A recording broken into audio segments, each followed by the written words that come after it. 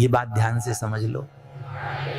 घर ईश्वर का दिया हुआ मंदिर है, जहां माता पिता रहते हैं, जहां बच्चे रहते हैं, जहां हमारी निजी बातें, हमारी भावनाएं, हमारी इज्जत, हमारी कमजोरियां तक छुपी होती हैं। पर आजकल क्या हो रहा है, लोगों ने घर को बस स्टैंड बना दिया है। पड़ोसी आए जा रहे हैं, चाय पी रहे हैं, बैठ रहे हैं, झांक रहे हैं, सुन रहे हैं, और सबसे मजेदार बात, हंसते हुए जा रहे हैं। याद रखना, पड़ोसी की नजदीकी से ज्यादा पड़ोसी की नजर खतरनाक होती है। घर ज्यादा खुला तो राज भी खुल जाते हैं। आजकल लोग सोचते हैं अरे पड़ोसी तो अपने परिवार जैसे हैं, लेकिन बेटा, परिवार वो होता है जो तुम्हें गिरते देखकर संभाल ले, पड़ोसी वो नहीं जो तुम्हें गिरते देखकर और गिराने को सोचे। तुमने उन्हें जितना घर में आने दिया, उतना ही वो तुम्हारे घर की कमजोरियां, झगड़े, पैसों की स्थिति, रिश्तों की हालत सब नोट कर गए, और फिर वही बातें चाय की टपरी पर चर्चा और मोहल्ले में गपशप बन जाती हैं। किसी संत ने कहा था, हरी शांति लेकर ही जाएगा। क्योंकि इंसान के अंदर आदत है दूसरों की जिंदगी में ताक झांक करने की, तुलना करने की, जलने की। वो तुम्हारे घर में घुसकर देखता है कितने पैसे हैं, कितने गहने हैं, कौन किससे झगड़ रहा है, किसका बच्चा कमजोर है, कौन किससे बात नहीं करता।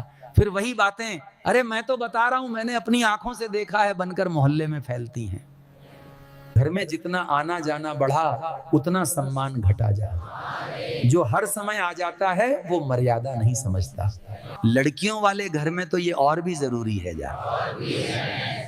बेटियों वाला घर हो तो याद रखो, जितने मुंह उतनी नजरें, और जितनी नजरें उतनी टिप्पणी।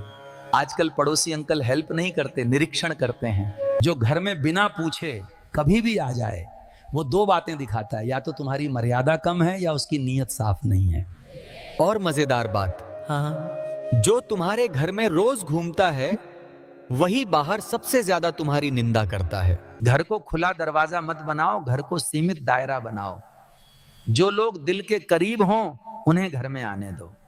जो लोग सिर्फ दिमाग, पैसा, चीजें या चर्चा के लिए आते हों, उनके लिए दरवाजा नहीं, बाहर की कुर्सी काफी है। याद रखना, अतिथि देवो भव तब तक है जब तक अतिथि स्मृति की तरह आता है, आदत की तरह नहीं। पड़ोसी अच्छा हो तो वरदान है, पर उसे घर की दहलीज से ऊपर चढ़ा दोगे तो वही वरदान विवाद बन जाता है। घर में प्रेम रखो, पर घर की सीमा भी रखो। सम्मान वहीं टिकता है जहां दूरी और मर्यादा साथ रहती है। जो लोग सिर्फ दिमाग, पैसा, चीजें या चर्चा के लिए आते हों, उनके लिए दरवाजा नहीं, बाहर की कुर्सी काफी है। शरीर के घाव पे मरहम लगता है, वैसे ही मन के घाव को भी उपचार चाहिए। चौथा सिद्धांत, प्रार्थना और संगति। जब घर में रोज प्रभु का नाम लिया जाता है तो वो नाम ही धीरे धीरे भीतर की आग बुझा देता है। अपने बेटे के नाम से रोज दीपक जलाओ, बोलो, हे प्रभु मेरे बच्चे को विवेक दो। ये शब्द व्यर्थ नहीं जाते, ये ब्रह्मांड में गूंजते हैं और आत्मा तक पहुंचते हैं।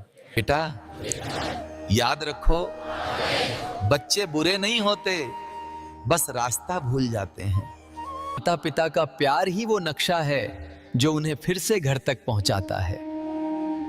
तो घबराओ मत, विश्वास रखो, हर रात का अंधेरा सूरज को रोक नहीं सकता। तो आज का ये प्रवचन कैसा लगा कमेंट में बताना, और इस वीडियो को लाइक कर देना, और अपने दोस्तों को शेयर करके बाबा को फॉलो कर लेना। सभी एक बार कमेंट में लिखें, जय श्री राम।